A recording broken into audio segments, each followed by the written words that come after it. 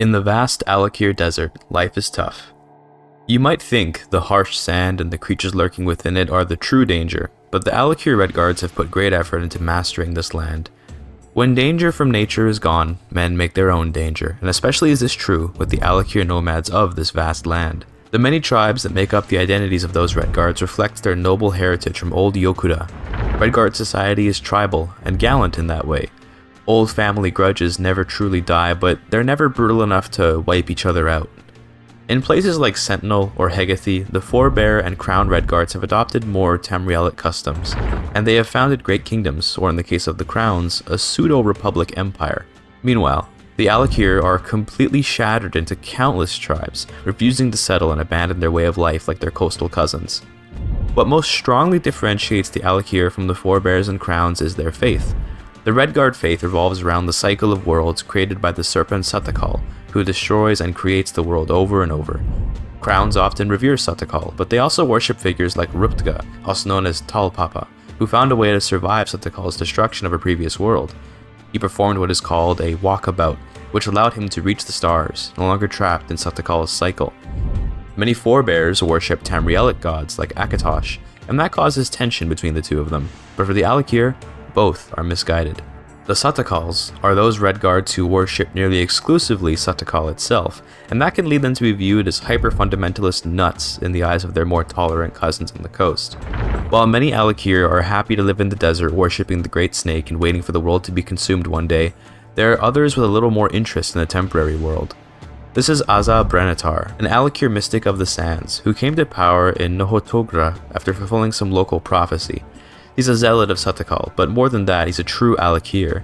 He may even be the prime example of one if only he could wield the sword with any grace. That one weakness aside, Azza can't stand to watch while the decadent coastal elites of Redguard society defile Satakal's world. He can't take on the likes of Sentinel or the Crown Republic alone though, and using his conviction and love for his people, he will work to unite the Alik'r for the first time. Azza has made no secret of his intentions for this land. The desert is vast, and he can't rule it alone, but the many Alik'r tribes will never come together without a powerful leader to convince them that their past rivalries no longer matter. To start, he took a wife, Ila do Inatar, a lady from the eastern Alik'r. Naturally, to unite east and west, he'd want an eastern wife that can help show his universal Alik'r approval. He next took a pilgrimage to Hegathy, which is an important holy site even for the Alik'r. It was one of the first cities settled by the Redguards when they arrived in Hammerfell from across the seas from old Yokuda. Azza had a good pilgrimage, and it was one he'd done countless times in the past. Hegathy is beautiful, as always, although it's corrupted by shrines to lesser deities. One day, Satakal will reign exclusively in this place. Some of Azza's attendants during the pilgrimage chose to stay in Hegathy to attend to the shrines of Satakal there, and while most rulers would cling to their subjects tightly, Azza allowed them to stay and become priestesses of the serpent.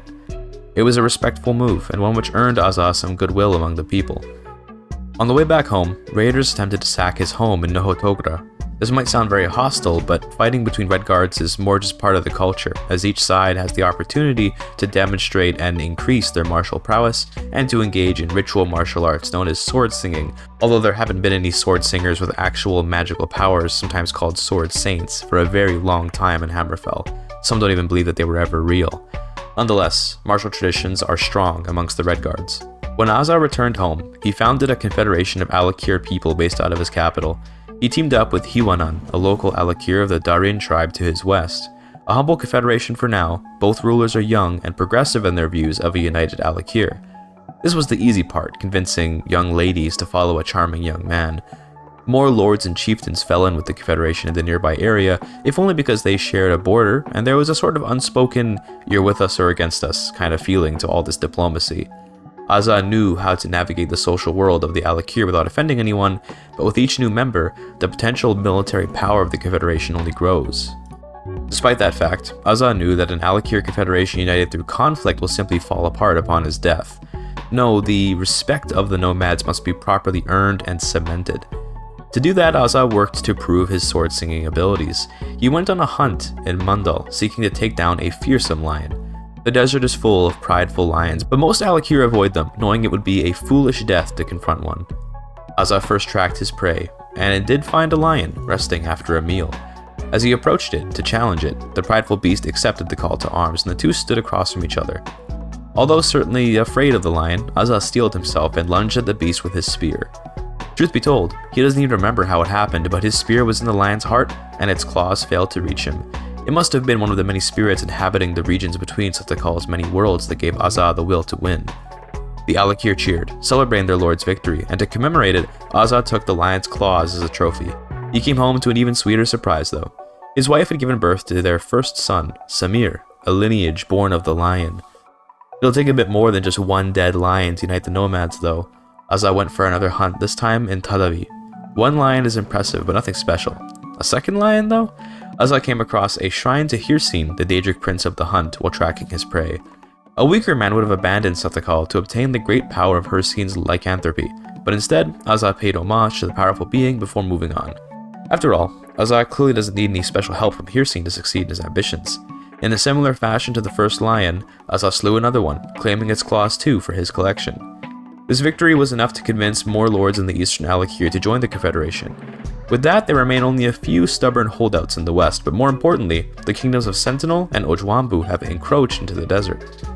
Having a common enemy to unite the Confederation will be very important to its eventual unification, as the Alik'r will likely never give up their aggression. Instead, that aggression must be rerouted to a more productive opponent than a fellow Alik'r. In first seed of 450, Azza took down his third lion, and with 3 sets of claws before him, these artifacts took on much more importance for his legend and status among the Redguards broadly. He's getting attention off in Hegathy even now. That attention changed into notoriety when in Rain's hand, a few months after the third lion's death, Azza held a meeting of all the Alik'r in his confederation. He proposed his great plan, and his intention to conquer the crowns and Forbears, to put an end to eternal Redguard feuding, and to return the people of Hammerfell to righteous worship of the great Satakal. He was met with resounding applause by all except a couple stubborn Alik'r lords in the west. Those military threats that had been implicit all that time ago were about to get a bit more real, as Azza needs all of the Alik'r to join him so that upon his death, there won't be fracturing of this newly created kingdom. However, the need to conquer those Alik'r holdouts fell to the wayside when the crowns of Kefrem and the Forbears of Beraja both declared war.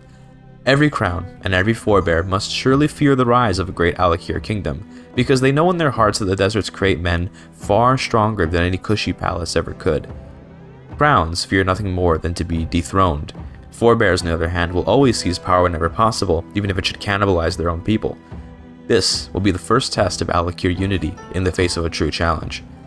Azza raised the Confederation's forces and marched them through the desert to confront the armies of Beraja.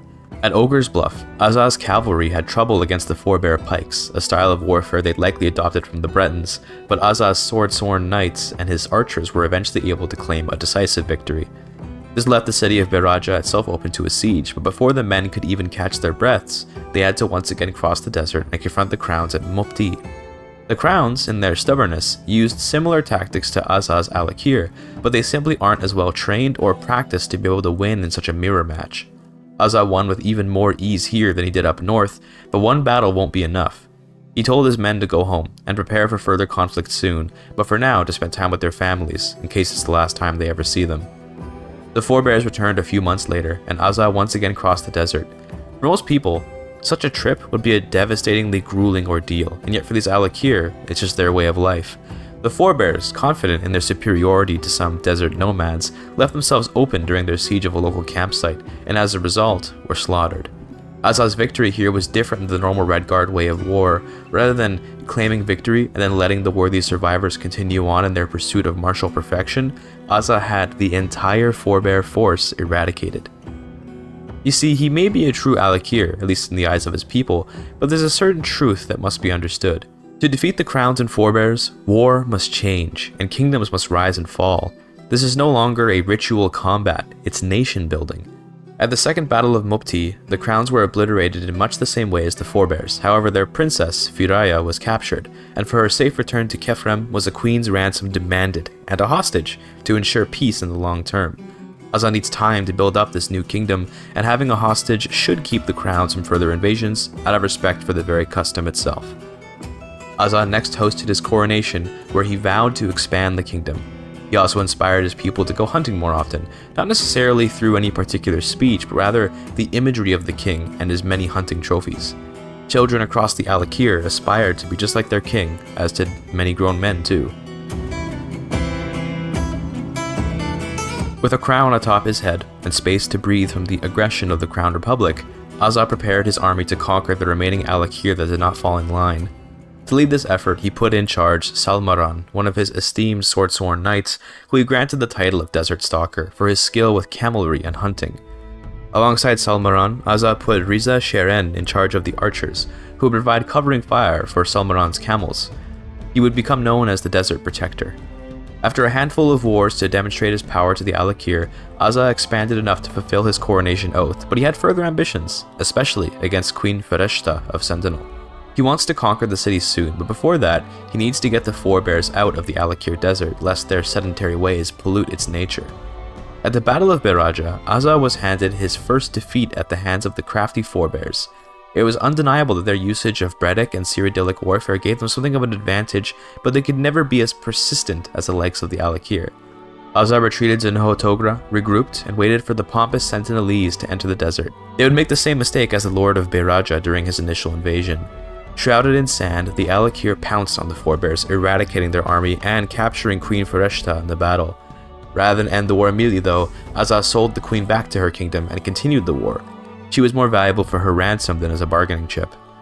The war continued but slowed down due to the reality of the Alik'r lacking any real form of siege equipment. The best they had were some Alik'r mystics with limited understanding of destruction magic. They opted to make camp and surround the castles and towns of Beraja until they starved. In this time, Azza looked to his son, Samir, considering the need to raise a proper heir. Samir will have to prove himself to the Alik'r, and to do so, he must be raised right. Thankfully, Samir has already shown an interest in the mystical arts of divination and is following in his father's footsteps with relative ease. Although of little impact to Azza, news of the end of the Akaviri potentate was probably good news for the nascent Alik'r kingdom. Atrebus' victory in Cyrodiil should disrupt trade between them and the Forbears, weakening them significantly. After the fall of Valenfell and Frostfall of 457, Azza's war came to an end. He has just one last piece of land to conquer, this time occupied by Ojwambu. The deserts of Ranano would prove familiar terrain to Azza, but the Queen of Ojwambu proved to be a fierce fighter.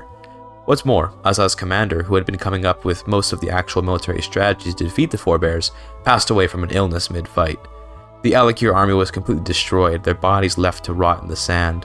The war looked quite dire after this, as revolting peasants cried out at the loss of their sons, husbands, and fathers. These peasants, mostly old men and women fighting with the power of grief, threatened to tear down the Confederation over this immense defeat. Azza had to put them down, lest his entire project collapse. It's always sad when a king uses his army against his own people, but it had to be done. Although diminished, the Alik'r army was quick to replenish, and after laying a trap in Beraja, Azza's army had a better time fighting. With a huge defeat inflicted on the Ojwambu Forbears, Azza's army occupied the war target, and suddenly what was thought to be a lost war came to be a victory for Azza and the Alik'r. The stubbornness and tenacity of these nomads would always prevail over people fighting for money. After winning the war against Ojwambu, Azza fell ill. His son, Samir, a practitioner of Alik'r mysticism, offered an unorthodox treatment of incenses and herbs. Azza agreed, trusting his son. He entered a trance-like state and saw the many worlds of Satakal. He watched souls dance across the boundaries of the universes and could feel his own soul yearning to join them. Something was wrong though. The souls, they were suffering, they were in pain. All of them, except those few souls that could escape to the cosmic void above the serpent's many skins. Before Azza could understand any of his visions, immense, horrible pain flooded his mind and body. He awoke from his trance screaming, feeling in no way better from his illness. From that day though, he continued to see the souls of the dead, and yet could never prove their existence. He's a mad king now, but one with enough faculties and respect at least to remain in power. He set his sights now on Sentinel, whose souls yearned to be free, and whose great city would be the greatest prize he could offer the Alik'r. Of course, shortly into the war, the crowns took an opportunity to invade. The very same Lady of Kephrem declared war, knowing that her daughter was no longer a hostage. Inconvenient, sure, but when a crown invades and loses, they pay the price in gold. By now you'd think the other Redguards would have figured out some kind of new strategy to fight off the Alik'r in their desert warfare, but sometimes traditional peoples learn slowly. The crowns were warded off quite quickly, and the war returned to Sentinel. After occupying the mountains, Azza captured Queen Fereshta of Sentinel again at the Battle of Kulati. She could not afford a full ransom this time, and so she paid with her kingdom. In Evening Star of 465, Azza moved the capital to Sentinel and told his people to begin moving in and transforming it into an Alik'r homeland for the worship of Satakal. He also formally divided the kingdom into two pieces, the Kingdom of Sentinel and the Kingdom of Alik'r, each of which would operate under different but similar laws. In Sentinel, urban life would be well regulated to ensure that Alik'r standards don't slip, while in the Kingdom of Alik'r, foreigners and visitors were only allowed limited access to much of its sites, lest they pollute it. The question now is what else Azza wants to accomplish. He could continue the fight against the Forbears off in Ojwambu, or he could turn his attention to the crowns, but for now, he focused in on his family and on the future of his kingdoms. The visions he saw after his son's mystic treatment haven't dissipated, and as they continue to torment Azza, he spoke to his son Samir, telling him that the spirits which have escaped the universe's destruction are haunting him. Azza feels a pull, a need to dance with them amongst the stars, and he charged his son with the task of one day helping his spirit to reach that state, if he should pass away before figuring it out himself. This was confusing to Samir, who understood the nature of Satakal to be one of eternal destruction, yes, but also creation. It would be a violation of that natural order to try and break it, and if anything, it would be pointless, as Azza's soul will find its way into the next universe anyway. Regardless, he felt the need to help his father, so Samir got to work figuring out the nature of the walkabout, the heresy of the other Redguards. He even dived into the forces of magic, an art seldom used by the Redguards. He did so in secret, knowing it would cause problems if his magical usage were known. Azza's reign from here would mostly focus on the settlement of Sentinel and dealing with the Forbear rebels. To help keep these upset subjects down, Azza created the Sacred Band of Satakal, an order of militant Satakal worshippers. They wouldn't just be used on the rebels though. Azza grew the courage to take on the crowns too, as he invaded Kefrem in Sun's Height of 473. The lords of that land have been a pain for him since the kingdom's very inception. The war was going fine, with the mountainous terrain proving difficult but not insurmountable. What would turn out to be a problem was the invasion of Verkarth by the Lord of Stonedale, Hieron. This Colovian warlord is something of a recent legend himself, having unified much of eastern Hammerfell and Colovia itself as a great conqueror. He claims descent from Emperor Riemann, and so far he's been able to prove that by his martial ability. Verkarth is a land on the outskirts of Azza's kingdom, so losing it won't be a huge deal, but one loss could cascade into even more should Hieron continue his onslaught. Thankfully, King Hieron is already in his 60s, and thus his reign of terror won't last overly long, hopefully. The war for Kefrem ended in Rain's hand of 477 and was granted to Azza's second son, Adan. Despite those successes, King Hieron rapidly moved through the Alik'r, using pure blitzing speed to simply get his men through the sand before they could starve. Starve they did, by the way, but they fought for their king, caring little for simple things like food and water. At the Battle of the Unvomu Desert, Azza's army was soundly defeated by King Hieron's men, both thanks to their overwhelming numbers and the fanatic dedication those soldiers had for their king. Azza surrendered Verkarth to the king, and hoped he would set his eyes on other places. Lost land could easily be replaced with more conquests from Ojwambu. In better news, Azza had a throne commissioned for his kingdom which would take on the motif of his rise to power. The Lion King's throne sat in the court, decorated with the claws of the various lions Azza had slain, and adornments from the city of Sentinel to create a united identity for it. A few years later, King Hieron did return to Azza's kingdom for another bite, this time taking a small county that, in all honesty, would be best off in his hands anyway. Azza gave it up with little fight, especially because as he enters his 60s, he's starting to feel his soul yearning for the skies once more. There was a man, long ago, whose soul escaped Satakal's cycle. The man named Diagna, who introduced orichalc weaponry to the Redguards during their invasion of Hammerfell, was a legendary sword singer that ascended to the stars and entered the Redguard pantheon afterwards. While Diagna's ascent to godhood wasn't particularly well understood, it could be a place to start. Azza spoke to the head of the Crown Republic, Baal, and demanded he hand over the diadem of Diagna, lest he face the full wrath of the Alik'r. The crown, thinking the threat was genuine, handed it over, and Azza gave it to his son to study. How exactly Samir was meant to figure out the way to escape Satakal's hunger via a crown was certainly a puzzle, but the loyal son that he is, Samir got to work. With the diadem and his fate in the hands of his son, Azza hosted one more feast in Sentinel, partying out his last days. He passed away shortly after in Frostfall of 486, leaving the realm in the hands of Samir. Although rare among the Redguards, Samir is a very talented mage. He keeps his magical abilities a secret for the most part, and if he does use them in public, he disguises them as blessings from Satakal.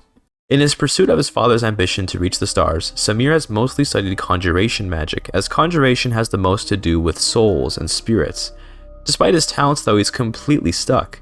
You see, conjuration mostly has to do with the movement of spirits between the material plane and places like Oblivion, which can more or less be equated to the underworld or hell in some interpretations. The place that souls go to in order to escape Satakal is called the Far Shore, and accessing it is far beyond Samir's abilities. He doesn't even know how to start, and all he's got is this diadem to figure it out. Maybe one day he'll find something, but for now, he's already about 40, and it could take more time than he has left to solve this conundrum of spirits. Thus, he embarked on a sort of side project. His life is limited, but with magic, he might be able to increase his lifespan. The Restoration School of Magic offers such opportunities, and so, alongside his royal duties as king, he pursued the study of great restoration magics. He took to them easily, the talented mage that he is. Samir also held a funeral for his father, whose legacy will likely turn the Alik'r from a sort of oddity of Hammerfell into one of its main political entities. Samir had his father turned into a mummy, and then put him up in the court. The man's body, devoid of a soul, will remain there as a permanent reminder of Samir's goal. In Evening Star of 489, Samir attacked the Crown Republic looking to take over the city of Hegathi, which was famously founded by a Diagna. The hope was that the city itself might hold secrets that the diadem is yet to reveal. After sieging the city in mid-year of 492, Samir looted the soul sword of Halila, who was a famous sword singer that defended Diagna during a rebellion over the outlawing of magic in the kingdom. It's a very ironic weapon in that it will now be wielded by Samir, a magically inclined conqueror of Hegathi. In First Seed of 494, Samir acquired Hegathi and the palace of Diagna. He'll tear it to pieces if he needs to, but by now many of his men are wondering what his obsession with these artifacts and cities is about. The people are already a little suspicious of Samir, but through his good governance he will maintain trust in his rule. That good governance, though, might fall into question should Samir fail to fend off King Hieron, who, despite his advanced age, continues to threaten his neighbors. The Stonedale King is looking to conquer Dakfron, which is a proper segment of the Alik'r Desert. To lose it would be much more serious than the loss of other frontier lands. Samir summoned some Daedra in Karnver to support his army, and in so doing outed himself as a mage. His Redguard subjects were not happy to see this, and morale hit an all-time low at the sight of these disgusting Daedra. Worst of all though, Hieron's forces carved right through these Daedric forces as if they weren't even there, and Samir's army was so immensely routed that he signed a surrender right then and there. Sad, but it had to be done.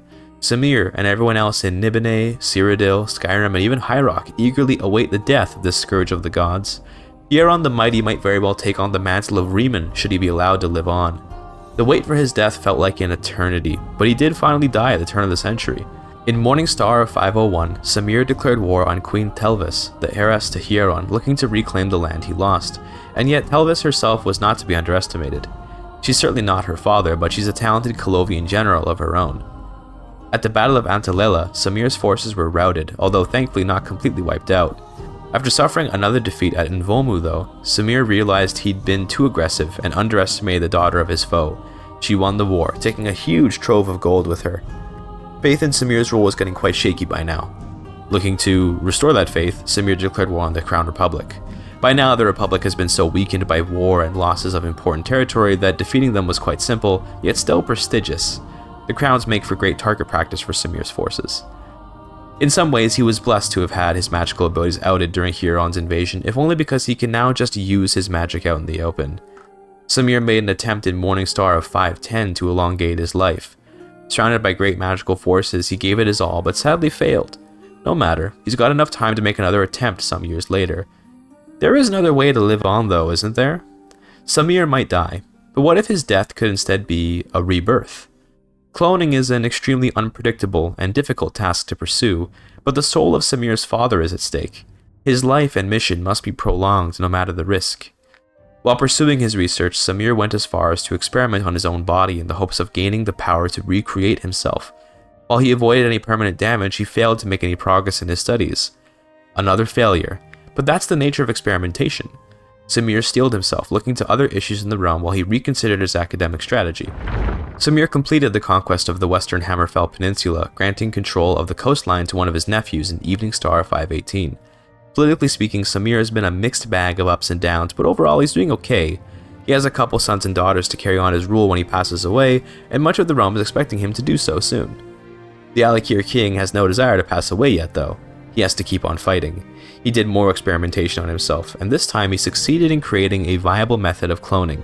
It's time to use it and create another Samir, one who can carry on the work once Samir himself passes away. Through the magical studies he'd put so much time into, he worked to create something greater than himself. Someone taller and more intelligent if such a thing were possible, he briefly thought, a smirk across his face.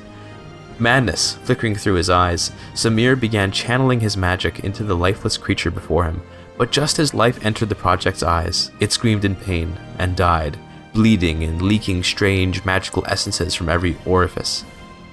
Samir put his hand to his forehead, unsure of what he did wrong, but knowing that he'd simply have to try again. He'd have to try again and again and again, as many times as it will take to succeed. To get his mind off things for now, he declared war once more on the Queen of Stonedale. This time he will not fail, and he will secure Alik'r's sovereignty. While the war raged on, he conducted further cloning experiments, only growing in arrogance and recklessness as age tightened its grip on him. Samir looked to create a creature even more intelligent by putting more effort into its brain functions. This time, sitting upon the table, a lifeless puppet, did the project seem somehow more perfect. The creature was lifeless, but Samir once again channeled his restoration magics, filling the body with power. The baby took its first breath, and soon took more. Its skin took on a human color, and rather predictably, this new life started crying. Almost instinctually, the father that Samir is, he got a blanket to swaddle the child. It's still vulnerable to the world's harms, just as any creature, even if it's a clone. At that moment, he realized that this baby had worked. He created life. What soul could this creature possibly possess? Well, that won't matter. This baby, named Samir after his father, will be charged with the task of learning everything his father has and then expanding upon it to advance the work of escaping Satakal's hunger. Meanwhile, Samir heard news that his forces had reclaimed their lost land from Stonedale, and he realized he'd have two major announcements for this court, and more importantly, one for his family. When Samir told his children and wife of their new family member, their reactions were quite harshly negative. None of Samir's children would see little Samir as a brother, for they found his very existence to be unsightly. Samir's wife, Zila, felt betrayed. She felt as if she'd been cheated on, but somehow 1,000 times worse. Samir became very protective of his little boy, intending to place the fate of his father's soul in the baby's hands, and yet, little Samir had no awareness of his own sorry existence. The poor baby needed love and nurturing like anyone else. Samir raised him, alone. But over time, Zila saw the clone growing and aging. She couldn't help but view the clone as an innocent bystander in all this. Why should little Samir suffer because of his father's great sin? Soon the clone became an estranged and off-putting but nonetheless full member of the family. It's hard to hate a toddler, especially one as strangely docile as little Samir. Just as things seemed to be getting better for the family, Zila passed away from a relatively minor illness, which in her advanced age was a battle too much for her. Samir, despite all of his academic pursuits, really did love his wife. He entered a deep depression because of it. That sadness made death's grip even stronger. Fearing he wouldn't have the time to teach his clone, Samir started drilling into the little lad the ways of academia. But what can be expected from a child? Children simply need time, a luxury Samir is quickly running out of. The political scene of the kingdom saw Samir's obsession, and they did not wish to fall victim to it, so secretly, the Lords of Sentinel and the Alik'r Desert convened to put their weight behind Samir's eldest son, Forbears. Although he had older sisters who could serve as queens, they liked him for his craven personality. Forbears would make for an easy king to walk all over in their minds. Samir's preferred heir was of course his clone, but nobody wanted that thing to rule. After observing his son's first steps, Samir collapsed, suffering a catastrophic stroke in first seed of 529. Little Samir only reached the age of 5 when it happened. With the death of King Samir, the plot by the Alik'r nobility succeeded, and Forbears took the throne, with no contest from his sisters, or his toddler half-brother. Or is that his father? Does a clone take on the same familial role as the person they were cloned from? These sorts of questions ran through the new king's mind, and he decided that ultimately, this child is a living being who deserves love and mercy. He took over the raising of little Samir, this time just trying to create a brother he could love. Rather than raise him to be a scholar, Forbears raised him to understand the world of politics. As a theoretical claimant to the throne, Forbears' enemies could try to use this clone against him. Rather than deal with that in some kind of horrible way, he'd raise his half-brother/father with love, and just kind of forget all this cloning business. Samir the clone is thankfully young enough that it won't be difficult to hide the truth of his origin from him. Forbears held his coronation, where he promised to ensure peace, and from there, he considered what sort of rule he wanted to have. In truth, he hadn't expected to rule, believing his sisters would have inherited instead. He's somewhat magically talented like his father once was, but he's not interested in wielding great magical power. He would instead focus his reign on administration and rulership. He is the custodian of the city of Sentinel, and although he comes from an Alik'r lineage, he has more and more adapted to the urban way of life here in Sentinel. He visited the university at Lecky's Blade, looking to research architecture so he can contribute to the great city, but with an Alik'r styling that won't alienate his most important subjects. Overall, Corpser is looking like he'll be a well-loved king, albeit a boring one perhaps. What he did do, which was a major upset to some of the realm, was legalize most forms of magic across the realm, but more than that, he got to work on ending the stigma against magic in Alik'r culture. He did this by appealing to the likely magical nature of the very famous sword singers, figures like Frandar Hunding, to whom a statue is dedicated in Shos Makai. If the legendary hero Hunding could use magic and be celebrated for it, why can't the great people of the Alik'r? It's a very controversial move, but at the same time, Corpser is unfathomably rich, and that money will be spent on academies to raise young Alik'r in the ways of magic. Money talks, and he has it. The divergence from Alik'r tradition was, in many people's minds, an obvious influence of the Forbear population in and around Sentinel. The Forbears never went so far as to accept magic, but they were at least open to change. Corpser welcomed the idea of outside influence to the Alik'r, especially citing the need to evolve in the face of eventual threats from Cyrodiil or High Rock, both of which were quickly coalescing into kingdoms and empires with significant power. Some people saw in Corpser a similar sort of unifying power as what was often said about his grandfather Azza. Azza changed the Alik'r world by uniting it and ending the many tribal squabbles that kept them divided. Corpser's supporters believed he would accomplish a similar paradigm-shifting end, while his opposition claimed him to be a pale imitation of the greater man. In Sun's Dusk of 533, Corpser adopted the Forbear tradition of martial admiration into the Alik'r culture, as something of a compromise. He made it clear that despite his intention to make magic tolerated in his kingdoms, he would never abandon the Redguard way. He even went as far as to say that the sword will always be superior to magic, but that magic still has uses. His compromising nature might have been seen as weakness in some cases, but in a land as divided as Hammerfell, it was maybe a breath of fresh air. By Sun's Dusk of 535, his campaign to introduce more Forbear culture into the realm came to an end. He hosted King Arthago of Ochwambu in Sentinel and spoke to him of peace and trade. He spoke to him of mutual prosperity and respect for two great cultures. Arthago was amenable to peace and happily accepted the Alik'r as equals. Through that handshake did Corpser shed the tribal Alik'r way of life that governed his realm. He adopted a modern government, with himself at the top, of course. He ordered many great construction projects across Sentinel, funneling his gold into creating a land truly worth enjoying. Even if the hardline Alik'r should sneer at him for modernizing, they were no longer powerful enough to oppose him. In Sun's Dawn of 540, Samir turned 16, becoming a skilled navigator of complex courtly politics. It was no longer possible to keep from the young adult the truth of his origin, and so, as part of his coming of age, Samir was informed that he was in fact a clone of his father. And yet, Samir was a smart kid. He already knew, and he knew because he felt no real connection to his supposed mother or siblings. He felt sort of empty, he told his brother, but that also he would lead the best life he could despite it. It was an impressively stoic take on uncovering such a horrid fate, and in another world, Samir could have been a great king like his father. Corpser promised Samir that he'd give him some land in the future and treat him as an equal brother, so that maybe he could reclaim some humanity. The two shook hands, sharing warm smiles. What a wholesome family.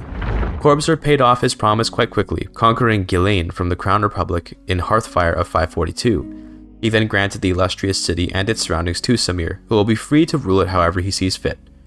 From here, Corpser took a greater interest in the projection of his majestic nobility. He went on many hunts, emulating his grandfather, and spent more time reading old Redguard myths and stories.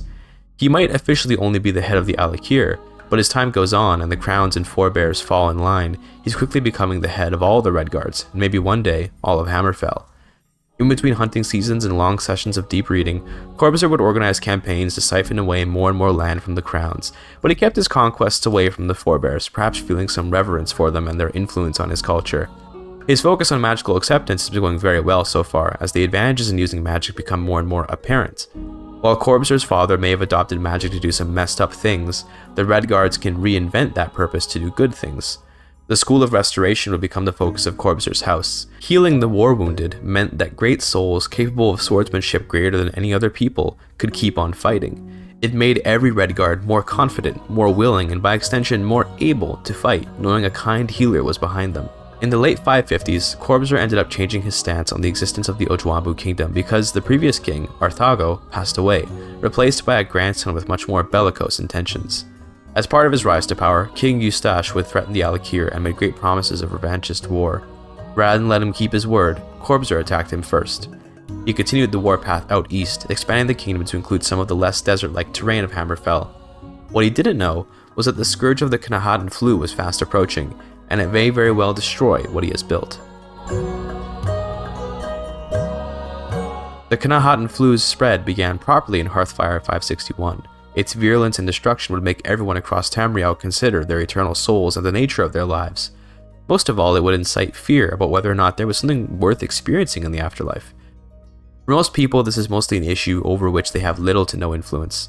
King Corbusier, though, had some ideas about his own mortality. Like any good worshipper of Satakal, he fears the serpent's hunger. Many Redguards consider ways to escape the hunger, most often via the walkabout, emulating Ruptka, or Tall Papa as he's also known. Satakal worshippers don't believe in conducting the walkabout though. They instead appease Satakal to assuage his hunger, and yet no one knows when Satakal will hunger enough to consume the world. Maybe it's not about reaching the cosmos or the far shores. Maybe it's not about living forever, but simply living a good life and then accepting the end of the world. Corbusier vowed to live a good, long life. He would do the right things and strive to build a society that would prosper. His eternal life will be as a proud memory of the Alik'r, and for him, that would be a worthy sort of spiritual ascension. As Knahaten Flu ravaged Hammerfell and the rest of Tamriel, Corbusier turned 66 years old and worked to heal as many people as he could while trying to avoid catching the plague itself. Though he did survive, King Corbusier was the only one of any of his siblings to, including Samir, who passed away coincidentally of Periite's affliction. Perhaps the poor clone had prayed to the Lord of Pestilence to survive the plague, ironically passing away of another plague in its place. In a way, Samir lived a very human life, dying for no real reason. He was laid to rest next to his father and celebrated as a just ruler of Ghislaine. Meanwhile, Corbusier used the anarchy of the plague to invade more crown land, further dismantling the Republic. It might sound contradictory that Corbusier promised to rule justly and with prosperity in mind even as he engages in near constant warfare, but it's important to keep in mind how important warfare, whether ritualistic or for real political aims, is for the Redguards. To a Redguard society, war is prosperity, and war is just. As war continued across Hammerfell, Corbusier continued aging. He kept himself in good health not just via magical exuberance, but with a healthy diet and good habits too. By sun's dusk of 587, he's 88 years old, and only now is he really starting to depend on magic to keep himself going. He has one last grand desire before accepting death, and that is to formalize the High Kingdom of Hammerfell so that all Redguards can be united under one crown. By casting a high-powered resilience spell, Corbusier could maintain his life force a little bit longer than he'd otherwise have been able to. He doesn't need much longer to be able to conquer Hammerfell and be forever remembered as the heir to Diagna's legacy. He particularly felt the need to unite his High Kingdom upon hearing of the formation of the High Kingdom of High Rock. The Bretons can be a very warlike people when they want to be, and a divided Hammerfell could easily fall to them, all the more reason to stay alive a little bit longer. Corbusier turned 103 in 603, reaching ages that had some suspecting him of vampirism or some other unholy thing, but he was truly mortal. He just couldn't quite accept death yet. That year, after conquering Skyreach Hold, one of the last major fortified locations in eastern Hammerfell, Corbusier had done it. He took on the mantle of High King of Hammerfell, elevating himself to be High Rock's equal, and to be among the greatest of both the Alik'r and the broader Redguard people. He donned his crown, but then swiftly removed it, knowing it would be time to pass it on to his granddaughter, Telmar, who had been married to the cloned Samir at one point. Corbusier didn't arrange that, by the way, it must have been Samir. Why he would engage in a light dusting of incest was a question Corbusier would have to die never knowing the answer to. He passed away in Rain's Hand of 604, reaching 105 years of age. Any High King or Queen following in his lineage's footsteps will have serious challenges, possibly living up to its austere prestige. The House of Brenatar and its first three kings are men that achieved simple but great things. Azza, the founder of the Alik'r Confederation, conquered Sentinel and elevated the shattered Alik'r tribes to greatness. His son, Samir, expanded the kingdom massively, overtaking both the crowns and Forbears in power, while also making huge strides in taboo magics. While the Redguards themselves will probably still look upon cloning as a bit of a touchy subject, scholars from across Tamriel will one day study Samir and his actual successful cloning of himself. Samir is certainly the least beloved of the three great kings, but he laid the groundwork for High King Corpser to bring magic to the Redguards and to unite Hammerfell under one united Alik'r world. Nonetheless, some Alik'r traditionalists will forever see the rise of this Hammerfell as a tragedy. It's undeniable that the old Alik'r way of life, surviving in the harsh deserts, ripping every precious second of life from the jaws of a hostile land, that way of life is diminished, if not gone entirely. How well future generations of House Benatar maintain the realm will have to be another story though. I hope you enjoyed the video. If you'd like a similar video, check out the story of Ysgramor, the chivalrous giant of Skyrim. Thank you for your time.